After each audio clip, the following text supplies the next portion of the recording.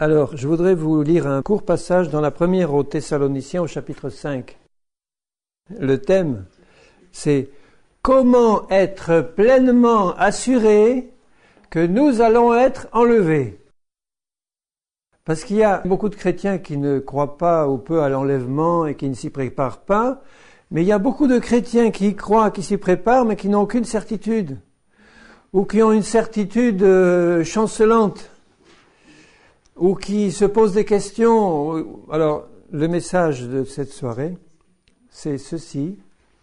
Comment être pleinement assuré, mais alors plein à 100% assuré, que nous allons être enlevés lorsque la dernière trompette va retentir. Donc, cette fois, ça s'adresse à des chrétiens qui sont fidèles et qui veulent marcher avec le Seigneur, ou qui souhaitent être fidèles et marcher pleinement avec le Seigneur.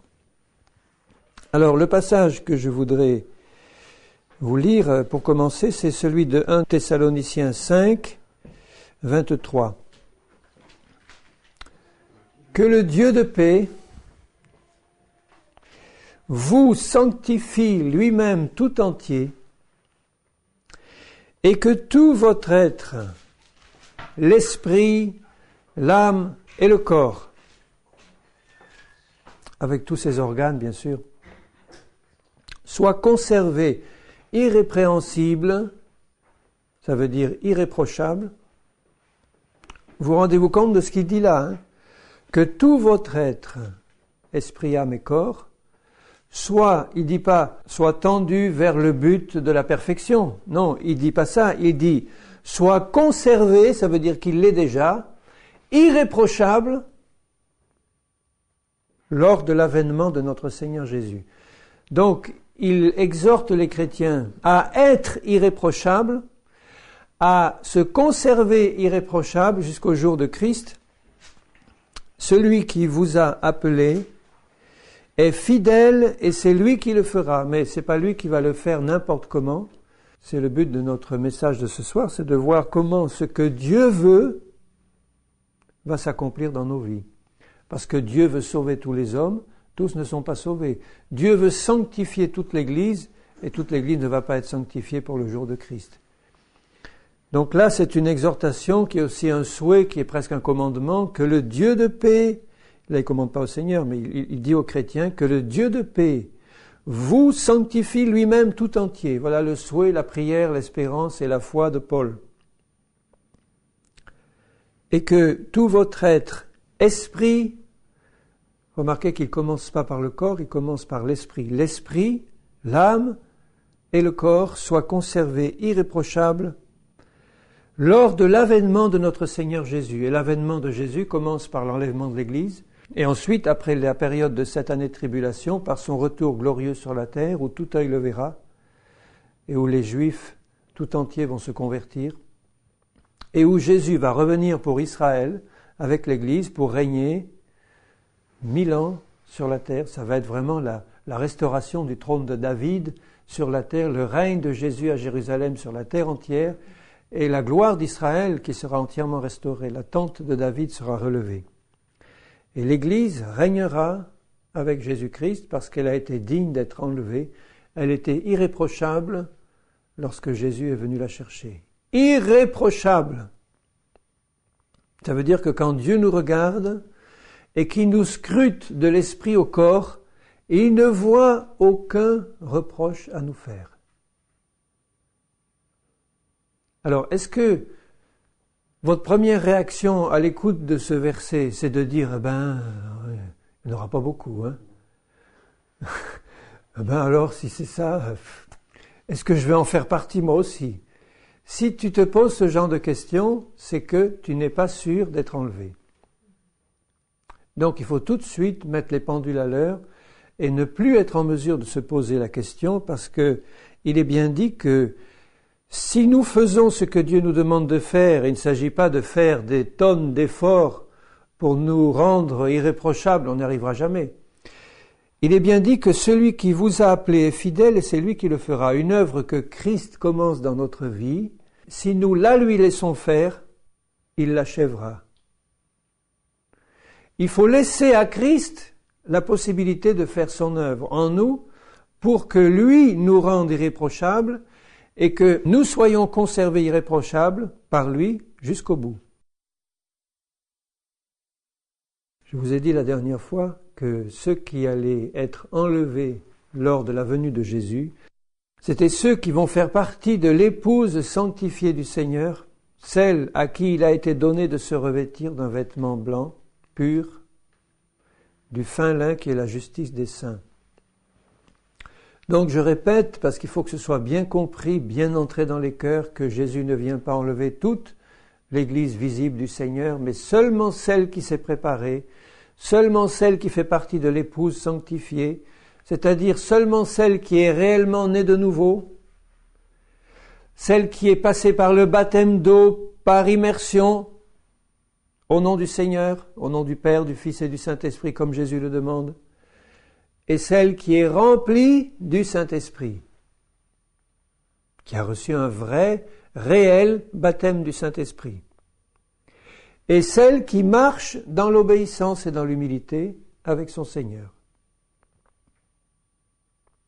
Ça paraît compliqué, ça ? Hein ? C'est à la portée d'un petit enfant. Le problème, c'est que beaucoup de chrétiens ne savent pas ce que c'est que la nouvelle naissance, sont dans des traditions où sont chrétiens parce que les parents étaient chrétiens ou parce qu'ils ont vécu, ils sont grandis dans des églises chrétiennes et ils participent à des activités chrétiennes, ou parce qu'ils sont passés par des écoles bibliques et on les a bien farcis de théologie chrétienne, etc. Mais ils n'ont pas la vie de Jésus en eux.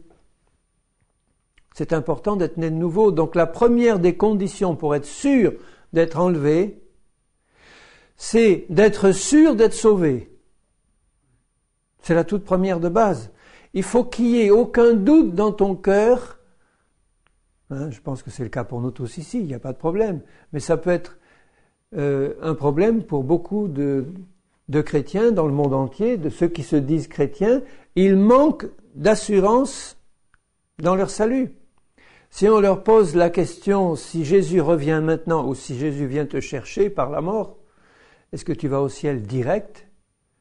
Il y en a beaucoup qui disent si Dieu le veut, si Dieu peut, si je suis jugé digne, il y a beaucoup de si et de mais c'est pas un oui direct qui sort du cœur immédiatement.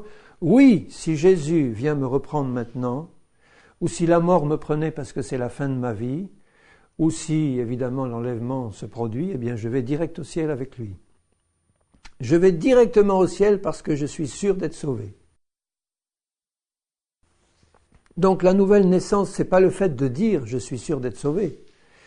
C'est le fait d'avoir au fond du cœur une totale assurance, qui sort après par la bouche, bien sûr, parce que ce qui vient du fond du cœur sort toujours par notre bouche, que nous sommes rentrés dans le salut de Dieu, que nous avons reçu la vie de Jésus-Christ dans nos vies, que nous ne sommes plus quelqu'un de coupé de Dieu, de seul, d'isolé, avec une croyance chrétienne, une espérance chrétienne, mais que nous sommes en communion avec le Père, le Fils et le Saint-Esprit parce que nous avons reçu la vie du Seigneur. Et quand nous avons reçu la vie du Seigneur, nous le savons. Vraiment, dans le fond du cœur, il y a quelque chose il y a l'Esprit du Seigneur en nous qui atteste dans nos cœurs que nous sommes enfants de Dieu et que nous pouvons nous tourner vers Dieu, notre Père, et l'appeler Père, Abba. Parce que nous avons compris par le Saint-Esprit qui est Jésus, ce qu'il est venu faire, nous avons reconnu notre état de pécheur, nous avons reconnu qu'il n'y a pas d'autre issue que la croix de Jésus et la repentance réelle. Et l'œuvre du Saint-Esprit nous a éclairés, nous a ouvert l'esprit, et nous avons compris l'œuvre magnifique de Jésus à la croix.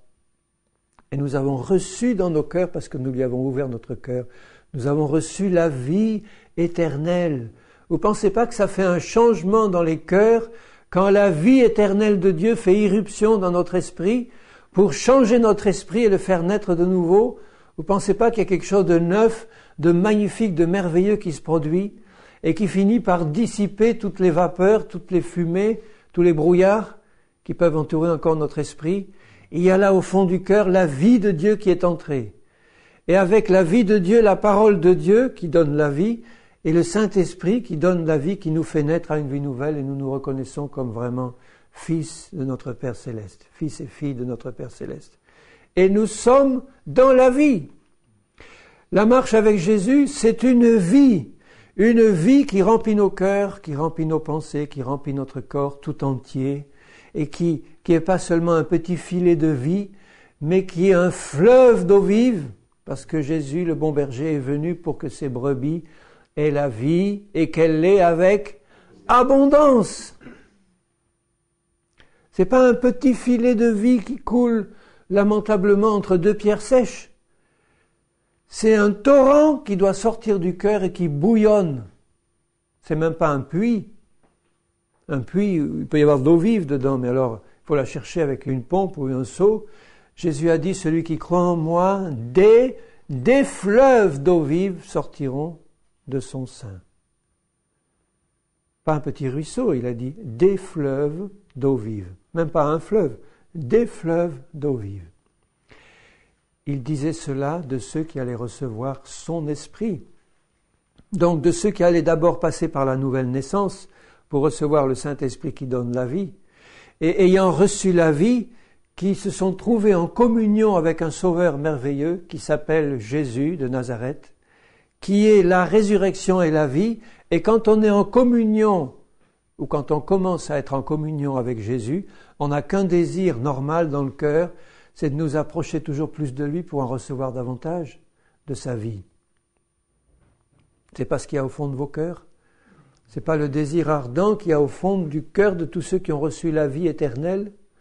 Donc si tu es un chrétien qui ne se préoccupe pas tellement de communion avec Jésus, qui se préoccupe d'une bonne morale chrétienne, d'un aspect de vie qui soit recommandable aux yeux des hommes et même aux yeux de Dieu, si tu recherches simplement une morale chrétienne, une bonne vie chrétienne, une participation à des activités chrétiennes ou à une bonne église où on enseigne bien, où tu vas faire des choses intéressantes pour Jésus, participer à de l'évangélisation, etc., ça ne prouve pas que tu as reçu la vie de Dieu.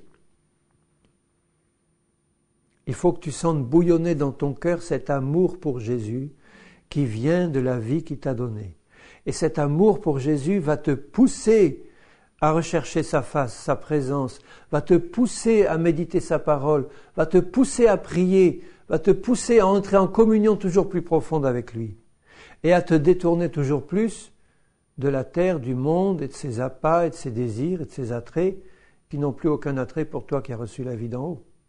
Même si tu es appelé à continuer tes activités terrestres, parce qu'il faut le faire, et il faut donner un bon témoignage, mais ce n'est plus du tout ça qui remplit ton cœur. Ce qui remplit ton cœur, ce sont les choses d'en haut, où Christ est assis à la droite du Père, et c'est désirer ardemment toujours plus une communion plus profonde avec Jésus et avec sa parole. La parole est esprit et vie. Elle vient même de la source de vie, de la source même de vie qui est Dieu, qui est de son trône. Dieu a tout créé par sa parole. Vous vous rendez compte que Dieu a tout créé par sa parole? Nous, quand nous voulons créer quelque chose, qu'est-ce qu'on fait? On se débrouille avec ce qu'on a. Et avec notre intelligence et notre imagination, on fait des choses apparemment nouvelles. Mais en fait, qu'est-ce qui est de nouveau là-dedans, sinon l'idée qu'on peut y mettre? Mais on est obligé de partir de choses déjà visibles, existantes. Tandis que Dieu part de rien du tout. Il prononce une parole, et ce qui était invisible devient visible, ce qui était néant arrive à la manifestation. Donc il suffit à Dieu d'une parole pour changer une vie. Il suffit à Dieu d'une parole pour donner la vie à un mort. Il suffit à Dieu d'une parole pour te sanctifier et te rendre irréprochable pour le jour de Christ. Mais le problème, c'est qu'il faut que cette parole soit reçue avec un cœur tout entier rempli d'amour pour Jésus et ouvert à sa parole, qui la reçoit avec foi, puisqu'en plus, avec la parole, il te donne la foi. Mais si tu n'as pas le désir de recevoir de Jésus, il ne va pas envoyer dans ton cœur cette parole et la foi et toutes les bonnes choses qui viennent d'en haut. Il ne l'enverra pas parce qu'il ne voit pas un cœur assoiffé. Celui qui a soif, qu'il vienne à moi et qu'il boive. À la mesure de ta soif, tu vas recevoir de Jésus. Jésus, lui, de son côté, le problème est réglé. Il veut inonder ta vie au-delà de tout ce que tu peux imaginer ou penser. C'est ça qu'il y a dans son cœur. Mais maintenant, de l'autre côté, qui il va trouver? Quelqu'un qui regarde négligemment de temps en temps à Jésus en disant « Bon, béni sois-tu Seigneur, merci de m'avoir sauvé », puis continue à s'occuper de ses activités de tous les jours avec un grand intérêt, et puis qui de temps en temps fait sa petite prière à Jésus quand les choses vont mal. Ou bien est-ce que tu es tout entier tourné vers Jésus parce que tu as soif de lui, parce que tu reconnais qu'il est la seule source d'eau vive de l'univers, parce que tu reconnais qu'il est la résurrection et la vie, qu'il y a tout en lui, qu'on a tout pleinement en lui, que le Père nous a donné son propre Fils pour que toutes les richesses du Père viennent en abondance comme des fleuves dans nos vies. Si j'ai ce désir-là dans le cœur, j'aurai soif, j'arriverai à Jésus et je vais boire. Je vais boire et ayant bu, je vais remplir mon cœur des choses qui arrivent d'en haut, de sa sainteté, de sa vie, de sa toute-puissance, de sa parole, de ses promesses, de sa résurrection. Et étant rempli à déborder, eh bien des fleuves d'eau vive vont sortir de moi pour arroser les terrains desséchés. Et celui qui va me poser la question à ce moment-là, mais si Jésus vient te chercher, est-ce que tu pars avec lui? Mais la réponse est, elle coule de source, je dirais. Elle sort immédiatement, mais oui, je suis sauvé, je suis né d'en haut, je suis né de nouveau parce que je le sais, parce que je participe à la vie de Christ. Mais si ta foi est intellectuelle, si ta foi est théologique, si ta foi est simplement une foi de tradition, tu n'es pas né de nouveau et il faut tout recommencer à zéro. Il faut te remettre devant Jésus, te remettre devant la croix, te remettre devant le message de Jésus, ouvrir ton cœur et dire « Seigneur, mais je n'ai pas cette vie-là, je t'ouvre mon cœur, donne-moi la vie éternelle, Seigneur. Je m'incline devant toi, je me prosterne devant le Fils de Dieu et je reconnais mon néant, je reconnais le manque de vie en moi et je te demande de me remplir de ta vie, Seigneur. Fais cette œuvre en moi par ton Saint-Esprit. » Et celui qui le désire ardemment, ce désir lui est mis dans le cœur par le Seigneur lui-même. Celui qui a ce désir-là dans le cœur, croyez-vous que le Seigneur ne va pas l'exaucer? Je ne crois absolument pas à cette fausse doctrine de l'élection divine, dans la mesure où cette doctrine dirait que certains sont élus par Dieu, c'est-à-dire ont été créés pour être sauvés, et d'autres ont été créés pour être perdus. C'est une fausse doctrine, il faut la rayer de la carte. Elle a été reprise par beaucoup de dénominations chrétiennes, mais en fait, Dieu a créé tous les hommes pour qu'ils soient sauvés. Dieu veut que tous les hommes soient sauvés. Dieu veut que tous les hommes participent à ses richesses. Donc les élus, ce sont uniquement ceux qui répondent oui à l'appel de Dieu. Et comme Dieu sait d'avance qui va répondre oui, il les a prédestinés évidemment parce qu'il connaît d'avance qui va dire oui, mais au départ tout le monde avait ses chances de dire oui. Tout le monde avait les mêmes chances de dire oui. Et Dieu, sachant d'avance qui allait dire oui, qui allait dire non, a quand même créé d'avance ou créé ceux qui allaient dire non parce qu'il le savait d'avance, parce qu'il voulait leur donner les mêmes chances et il voulait que eux, au jour du jugement, n'aient rien à dire devant Dieu, à dire la bouche fermée, Seigneur, nous avons eu l'occasion d'être sauvés, nous avons entendu le message de la même manière que ceux qui l'ont accepté, mais nous avons refusé. Parce que nous préférions nos œuvres mortes et nous préférions les ténèbres à la lumière quand elle est venue vers nous, exactement comme quand Jésus est venu vers les siens et les siens l'ont rejeté. Ils ne l'ont pas rejeté parce qu'ils étaient créés d'avance pour le rejeter, ça n'a aucun sens. Ça ferait des hommes des marionnettes entre les mains du Seigneur. Ils ont rejeté Jésus parce qu'ils ne voulaient pas de la lumière qui arrivait vers eux. Leur cœur n'avait pas soif de Dieu et des choses d'en haut. Mais ceux qui avaient soif, ceux qui ont vu cette lumière et ceux qui ont répondu « Oui, Seigneur, j'ouvre mon cœur », ceux-là ont reçu la vie éternelle. Dieu a donné à cette lumière le pouvoir de nous transformer en enfants de Dieu. Elle est rentrée dans nos cœurs et nous sommes devenus de nouvelles créations. De nouvelles créatures qui ont dans leur cœur la certitude que tous leurs péchés ont été pardonnés, que le sang de Jésus est suffisant pour effacer, que le sang de Jésus est tout puissant pour tout effacer et que la parole de Dieu a fait de nous des êtres nouveaux en esprit. Et elle se prépare à en faire de nous de entièrement nouveaux à la venue de Jésus quand quand notre corps va recevoir la résurrection. Ça, ce sont des choses qui doivent être dans le cœur avec une pleine, une totale assurance. Parce que ce ne sont pas nos œuvres, c'est l'œuvre de Dieu. Ce n'est pas par nos œuvres à nous que nous le méritons, c'est par la grâce de Dieu et par la foi, pour que ce soit par grâce. Parce que la grâce de Dieu ne peut pas agir en dehors de la foi. Donc celui qui est sauvé, celui qui reçoit la vie éternelle, il le fait uniquement sur la base de sa foi en Jésus et en la parole de Jésus, cette foi qui lui est donnée par le Saint-Esprit parce que lui a ouvert son cœur au message qu'il était en train d'écouter. Oui, Seigneur, je me repens de mes péchés. Oui, j'écoute ta parole. Tu me dis que Jésus est mort pour moi à ma place. Je l'accepte. Immédiatement, le Saint-Esprit fait son œuvre dans mon cœur et me donne la nouvelle vie, la vie de Dieu. Immédiatement, à la seconde, je sais que toutes choses sont devenues nouvelles et que je suis passé de la mort à la vie. Je suis passé de la mort à la vie en Christ. Amen. Et ce qui compte, c'est de sentir dans son cœur la vie de Christ, agir et bouillonner. Tu ne peux pas passer de la mort à la vie si tu ne sens pas dans ton cœur la vie de Christ bouillonner. Bouillonner ou vivre, enfin, tu sens la vie d'en haut qui passe par ton cœur et qui te donne des aspirations nouvelles, qui te donne, et tu le vois peu à peu dans ta vie, tout change. Tu as des aspirations qui changent, tu as des désirs qui changent, tu as un désir toujours plus grand de connaître Dieu, de connaître ses œuvres et de connaître sa parole. Si ce désir-là n'est pas dans le cœur, tu peux te poser la question de savoir si tu es passé par la vie ou pas. Jésus le dit bien, si tu as soif de moi, tu seras étanché, et si tu as soif de moi, tu vas recevoir d'autant plus la vie éternelle. Tu le sauras quand tu reçois la vie éternelle.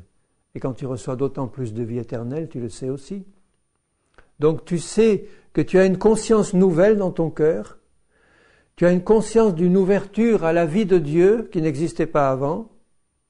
Tu as conscience de l'appel de Dieu vers le haut pour toi, qui t'entraîne toujours plus loin dans sa présence. Tu as conscience d'une nouvelle conscience en toi, quelque chose qui est branché sur la parole vivante de Dieu et qui doit te faire réagir quand le péché entre dans ta vie. Quand le péché entre dans ta vie, tu dois immédiatement sentir que quelque chose ne va pas. Donc tout ça sont des signes qui te montrent que tu es dans le Seigneur et que tu as la vie éternelle en toi, parce qu'il y a cette vie qui fait que plus rien n'est comme avant. Même si tu es encore préoccupé des choses de ce monde par ton travail, par la vie que tu dois vivre sur la terre, eh bien, il n'y a plus rien dans les motivations de ton cœur, il n'y a plus rien dans les désirs profonds de ton cœur qui ressemble à ce que tu avais avant. C'est une vie entièrement nouvelle qui jaillit dans ton cœur. Alors c'est sûr que le Seigneur dit que je ne dois pas me laisser reprendre par les choses du passé. Je peux très bien être passé par cette expérience de vie abondante en Christ, et puis me laisser reprendre par les ronces et les épines, les soucis de ce siècle, et m'attiédir petit à petit et m'écarter du Seigneur. Jésus veut que je reste en permanence attaché à lui et toujours prospérant en esprit de plus en plus. C'est la raison pour laquelle il a voulu que les enfants de Dieu qui passent par la vie nouvelle, la vie en Christ, la nouvelle naissance, soient immédiatement visité par le Saint-Esprit pour être baptisé dans son esprit. Parce que quelqu'un qui est vraiment baptisé dans l'esprit, il y a une différence fondamentale entre cette personne qui est vraiment baptisée de l'esprit et une personne qui est simplement née de nouveau en Christ. Si tu es né de nouveau en Christ, tu as reçu le Saint-Esprit, tu es né en Christ, tu fais partie du corps de Christ, tu as reçu la vie de Dieu. Mais si tu n'es pas encore baptisé dans le Saint-Esprit, tu n'as pas reçu l'onction puissante du Saint-Esprit venant sur toi et te remplissant entièrement comme il a été fait pour les disciples le jour de la Pentecôte, où ils ont été transformés encore. Je ne pense pas pour ma part qu'ils sont nés de nouveau le jour de la Pentecôte. Ils étaient disciples de Jésus, ils avaient reçu la vie du Seigneur, mais ils n'avaient pas reçu le baptême du Saint-Esprit. Et c'est la raison pour laquelle une épouse pour arriver à la perfection, l'épouse de Jésus, pour arriver à la perfection, ne peut pas y arriver si elle n'est pas baptisée dans le Saint-Esprit, remplie du Saint-Esprit. Enfin, quel que soit le terme que vous pouvez employer, c'est la réalité qui compte. Ça veut dire baptisé du Saint-Esprit, ça veut dire plongé dans le Saint-Esprit. Quand on est baptisé, on est plongé. On est plongé dans le Saint-Esprit qui nous entoure complètement et qui, à la différence de l'eau du baptême, nous remplit complètement. Parce qu'on a ouvert son cœur et tout l'intérieur de notre cœur, on l'a ouvert au Seigneur Jésus. Le baptême du Saint-Esprit, c'est quelque chose d'immédiat et de puissant. C'est pas quelque chose de graduel. Mais la conscience de la vie nouvelle que j'ai en Christ, elle peut être totale et immédiate si c'est une expérience puissante qui t'est donnée à un moment précis où on t'a prêché la parole et t'as ouvert ton cœur. Et là, tu sais, c'était tel jour, telle heure. Ou bien ça a pu être quelqu'un qui, sur une période de temps plus longue, a progressivement ouvert son cœur à la parole et à Jésus, jusqu'au moment où il se passe quelque chose et il sait qu'il est entré dans la vie. Il y a donc une progression dans l'ouverture du cœur, et puis à un moment donné, il y a l'expérience de la nouvelle naissance qui se passe dans l'esprit et qui nous donne une conscience nouvelle qu'on n'avait pas avant, qui nous donne une conscience de Dieu qu'on n'avait absolument pas avant. Et celui qui est né de nouveau, il doit savoir qu'il est né de nouveau par des désirs, des sentiments et des motivations nouvelles que lui donne l'Esprit de Dieu en lui, puisqu'il est né de nouveau, qui n'existaient pas du tout avant dans sa vie antérieure. C'est ça qui doit être pour lui le signe le plus net qu'il est passé de la mort à la vie. Il sent que dans son cœur, il n'y a plus rien comme avant. Pour moi, la nouvelle naissance est une expérience spirituelle qui vient après l'écoute du message de l'Évangile, l'acceptation du travail du Saint-Esprit qui me fait repentir de mes péchés et l'acceptation de Jésus-Christ et de l'œuvre de la croix qui me fait comprendre que je suis un pécheur, qu'en dehors du sacrifice de Jésus, il n'y a pas de salut possible, et le fait d'accepter Jésus comme mon Seigneur et mon Sauveur, le Saint-Esprit me fait passer par une vie nouvelle qui s'appelle la nouvelle naissance, en esprit. Alors le problème, c'est que, comme c'est une nouvelle naissance en esprit, c'est notre esprit qui est né de nouveau, et c'est pas toujours facile à beaucoup de gens de distinguer l'action de l'esprit de l'action de l'âme, des pensées, des sentiments. Et comme l'âme n'est pas régénérée lors de la nouvelle naissance, il peut y avoir une certaine confusion si cette expérience n'est pas vraiment puissante et sous une onction puissante. Il peut y avoir une nouvelle naissance en esprit dont on ne se rappelle ni le jour ni l'heure, mais qui est réelle, qui produit vraiment des changements réels, mais il y a aussi un mélange avec ce qui vient de l'âme, c'est-à-dire des pensées, des sentiments qui sont encore de la vieille nature, et qui, si nous ne sommes pas nourris régulièrement de la parole, dans la prière, dans la méditation de la parole, pour renouveler nos pensées, renouveler nos sentiments, et laisser le Saint-Esprit tout changer dans l'âme, il peut y avoir une période de mélange où on peut se poser un certain nombre de questions et être pas sûr exactement de ce qui est en train de se passer dans nos vies. Mais il doit y avoir au moins une certitude, c'est qu'il s'est passé quelque chose de nouveau et qu'il y a eu une vie qui est rentrée en nous qu'on n'avait pas avant, qui nous met le désir de connaître Jésus toujours mieux et de connaître sa parole. Donc cette vie va nous pousser de plus en plus vers Jésus et va nous pousser vers la Bible, vers la parole de Dieu, et à prier donc et à participer à une vie, à la vie chrétienne normale. C'est cette vie de Dieu qui nous poussera à chercher le contact avec Jésus, à chercher le contact avec sa parole et à chercher le contact avec ceux qui ont vécu la même expérience de vie nouvelle. Parce que la vie que Dieu nous donne, elle est caractérisée par la sainteté et par l'amour. L'amour de Dieu. Les deux vont ensemble d'ailleurs. Il n'y a pas d'amour vrai sans sainteté, il n'y a pas de sainteté sans amour non plus. Les deux, c'est la nature même de Dieu. Donc quand la vie de Dieu rentre dans notre esprit est changé, il vient en communion avec la sainteté et l'amour de Dieu, et on sent dans nos cœurs un désir toujours plus grand de sainteté et d'amour, de manifester la sainteté et l'amour dans nos cœurs de manière toujours plus profonde et plus grande. C'est là le fruit numéro 1, la conséquence numéro 1 de la nouvelle naissance dans nos vies.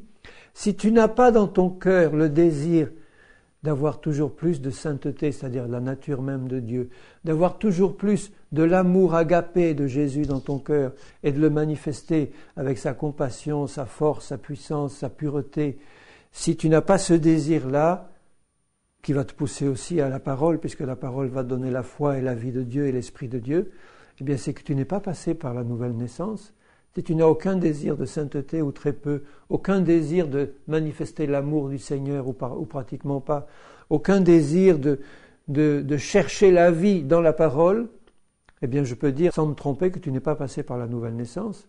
Mais si c'est quelque chose de naturel en toi, dans ta nouvelle nature, tu te dis maintenant que je suis en communion, en contact avec Dieu, eh bien il n'y a qu'une chose qui m'intéresse, c'est de le connaître davantage et d'avoir de plus en plus de sa nature et de sa vie. Là, tu es passé par la nouvelle naissance. Là, il y a quelque chose dans ta vie qui va t'attirer vers ce qui est de la même nature que toi.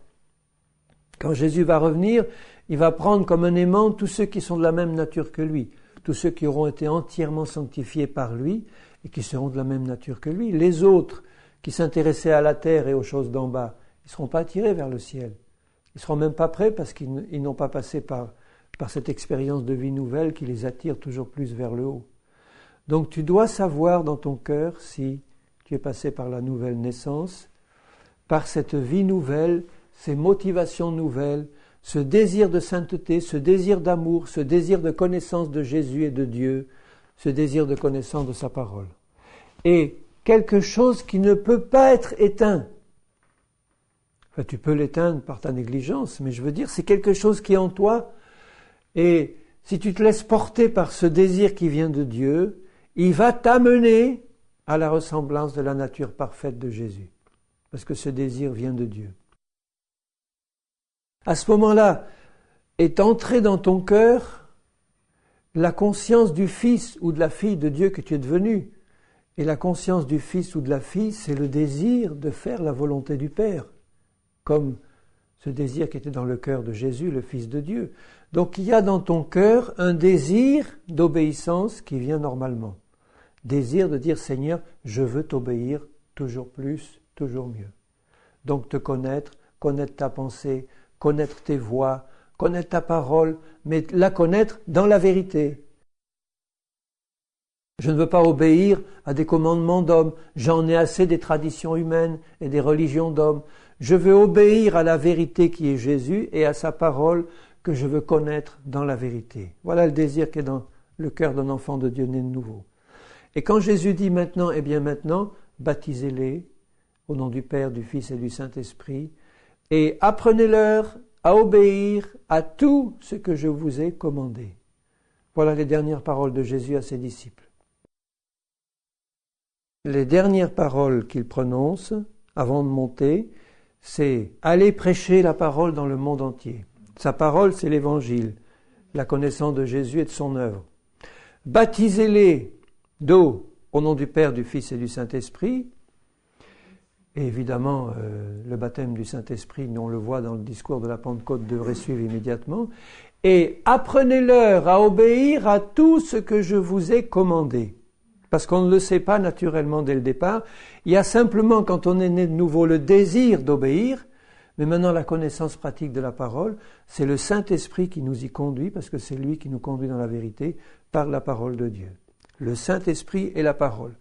Et puis ceux qui enseignent, il faut qu'ils le fassent dans l'Esprit et par la parole de vérité. Donc la première chose que Dieu nous demande, c'est de passer par un vrai baptême. Il y a beaucoup de chrétiens, bien-aimés, qui discutent sur le baptême, qui disent « Ah mais non, c'est pas ça, ce qui compte c'est la foi, ce qui compte c'est la nouvelle naissance, etc. » Ils ne seront pas enlevés parce qu'ils n'ont pas obéi au Seigneur. Il faut être clair et précis. Vous aurez pu avoir une vie sanctifiée, une vie apparemment tout à fait bonne aux yeux de Dieu, de vrais chrétiens qui prient, de vrais chrétiens qui a la vie. Mais si Jésus dit, et si on le voit très bien dans les Actes des Apôtres que c'était la première chose qu'il faisait, commencez par les baptiser, les immerger dans de l'eau au nom du Père, du Fils et du Saint-Esprit, il faut le faire parce que c'est là qu'on passe par la mort et la résurrection et la victoire complète sur le péché dans nos vies. C'est là au baptême d'eau par immersion que ça se passe. Par la foi, évidemment, dans la parole du Seigneur. Donc il faut être passé par là, dès le début de la vie nouvelle. Ça ne veut pas dire que tous ceux qui écoutent le message de l'Évangile, qui ont le cœur vivement touché et qui passent par le baptême d'eau par immersion, vont être fidèles jusqu'au bout. Le Seigneur nous dit dans sa parole, « Ayez de la considération pour vos conducteurs qui vous conduisent en Christ. Considérez la fin de leur vie. » Il ne dit pas considérer le début, mais la fin. Je pourrais dire ça de n'importe quel chrétien. Je dis, je considère la fin de ta vie en Christ et pas le début. Parce que si le début est bon, la fin a de bonnes chances d'être bonne. Mais tu peux avoir un bon début et une mauvaise fin. Parce que tu as négligé les choses que Jésus mettait devant toi. Donc il faut commencer par le commencement, continuer et finir dans l'obéissance. Tout ce que je vous ai commandé, enseignez-leur à le pratiquer. Alors tu dois passer par un baptême d'eau par immersion au nom du Père, du Fils et du Saint-Esprit. Les chrétiens qui ne le sont pas, bien-aimés, c'est le cri du cœur de Dieu, le cri de mon cœur, faites-le dès que vous aurez fini d'entendre ce message. Remplissez votre baignoire, allez à la mer, allez à la rivière la plus proche ou au marigot. Faites-vous y plonger par quelqu'un qui est vraiment lui-même disciple du Seigneur et qui le fera comme le Seigneur l'a dit. Les disciples, le jour de la Pentecôte, ils étaient 120, ils venaient de recevoir le baptême dans le Saint-Esprit. Pierre, rempli du Saint-Esprit, fait un discours sur la résurrection de Jésus. Ceux qui ont le cœur vivement touché, 3000 personnes, la première chose qu'ils doivent faire, c'est passer par le baptême. Repentez-vous, que chacun de vous soit baptisé au nom du Seigneur, c'est-à-dire au nom du Père, du Fils et du Saint-Esprit, comme le Seigneur l'a dit, et vous recevrez le don du Saint-Esprit. Quand le don du Saint-Esprit, comme pour Corneille, était donné avant le baptême d'eau, eh bien la chose immédiate qu'ils faisaient après, c'était le baptême d'eau par immersion. Parce que pour eux, dans la pensée du Seigneur comme dans la pensée des apôtres, tout cela devait être fait en même temps. La prédication de l'Évangile, ceux qui avaient le cœur touché. Bon, qui est-ce qui a le cœur touché qui veut répondre à cette prédication par oui et qui lève la main? Bon, 3000 lèvent la main. Eh bien les autres, messieurs, dames, s'il vous plaît, laissez-nous passer. Nous allons baptiser ces 3000 personnes. Donc ils ont le temps de chercher de l'eau quelque part. À Jérusalem, c'est pas évident, parce que j'étais à Jérusalem, il n'y a pas des lacs et des rivières partout. Hein. Il y a le petit Guillon, il y a quelques piscines, et puis il a fallu baptiser 3000 personnes. Ils ont dû trouver de l'eau et baptiser 3000 personnes, là, le même jour, au moment où il avait fini sa prédication. Ils avaient le cœur vivement touché. Est-ce que les 3000 étaient vraiment nés de nouveau? Eh bien, je peux dire sans doute. Le Seigneur le sait, puisqu'ils ont eu le cœur vivement touché. Mais à Samarie, quand il baptise Philippe, ceux qui ont reçu le message, il y avait dans le lot des baptisés un certain Simon le magicien. Il est bien dit qu'il crut, il fut baptisé. Donc il remplissait les conditions pour être sauvé. Et on voit que tout de suite après, quand Pierre est venu pour imposer les mains pour qu'il reçoive le baptême de l'Esprit, eh bien, il a demandé à recevoir ce don moyennant finance, et Pierre lui dit, je vois que tu es dans un fiel amer et dans les liens de l'iniquité. Il n'y a pour toi ni part ni lot dans cette affaire. Donc ils ont pris le risque de baptiser un ancien grand magicien. Est-ce qu'on aurait fait ça, nous? Oh, celui-là, c'était un grand magicien, mais il n'est pas délivré. Il va falloir passer alors des journées à lui chasser ses démons, à le délivrer, parce qu'il pratiquait la magie qui s'appelle la grande. Il écoute un message d'évangélisation puissant, il croit, et il dit maintenant, je veux être baptisé. Qu'est-ce qu'ils ont fait? Qu'est-ce que Philippe a fait? Il l'a baptisé séance tenante. Il a agi par la foi, et il a fait confiance à celui qui venait, qui lui disait, je crois en Jésus, et à ce que tu viens de dire. Maintenant, eh bien, j'accepte tout ce que tu me demanderas de faire. Il passe par le baptême, et après, Pierre lui dit, il n'y a pour toi ni part ni lot dans cette affaire parce que tu as le cœur tordu. Repens-toi s'il est possible. Donc vous voyez qu'ils ne se posaient pas de questions. Les 3000 du jour de la Pentecôte, ils ont été reçus simplement parce que eux disaient « nous acceptons le message » et ils ont été baptisés immédiatement et remis à la grâce de Dieu. Et c'était après à eux de maintenir cet engagement et de rester attachés au Seigneur et à faire ce que le Seigneur leur demanderait de faire. Mais en tout cas, le message de Pierre le jour de la Pentecôte est simple. Je relis la phrase finale de son message dans Actes 2, 38. Pierre leur dit « Repentez-vous, que chacun de vous soit baptisé au nom de Jésus-Christ. » Alors je ne vais pas rentrer dans la controverse baptême au nom de Jésus ou baptême au nom du Père, du Fils et du Saint-Esprit. Pour moi, c'est réglé à partir du moment où dans Matthieu 28, Jésus dit « Baptisez-les au nom du Père, du Fils et du Saint-Esprit. » Point final, pour moi, c'est ça le baptême au nom de Jésus. C'est ça le baptême au nom du Seigneur. C'est clair et net, pour moi, il ne doit pas y avoir de controverse là-dessus. Tout est réglé par la parole même de Jésus. Donc, être baptisé au nom de Jésus-Christ, c'est être baptisé au nom du Père, du Fils et du Saint-Esprit, après avoir confessé Jésus-Christ et l'avoir pris comme Seigneur et Maître. Pour le pardon de vos péchés, et vous recevrez le don du Saint-Esprit. Comme il parle du don du Saint-Esprit après la repentance et le baptême d'eau, il voulait certainement parler du don du baptême du Saint-Esprit, parce que on ne peut naître de nouveau que par l'action de l'Esprit. Donc, à la repentance et à l'acceptation par la foi de Jésus, le Saint-Esprit nous fait naître de nouveau. Et nous recevons le Saint-Esprit qui donne la vie. Mais nous ne recevons pas le baptême de l'Esprit encore. Et je ne veux pas non plus, là encore, rentrer dans toutes les controverses, baptême de l'Esprit au moment du salut ou pas, baptême de l'Esprit sans parler en langue ou pas. Pour moi, la parole de Dieu est d'une clarté limpide. Le baptême du Saint-Esprit n'est pas automatiquement reçu au moment où on reçoit la nouvelle naissance. Ça peut être le cas, mais ce n'est pas toujours le cas. Et le baptême du Saint-Esprit, qui est l'irruption puissante de l'Esprit sur nous et qui nous remplit, se traduit toujours par la manifestation du don des langues et de la prophétie. C'est clair et c'est net. Vous trouverez la suite de ce message sur le CD C167B. Merci.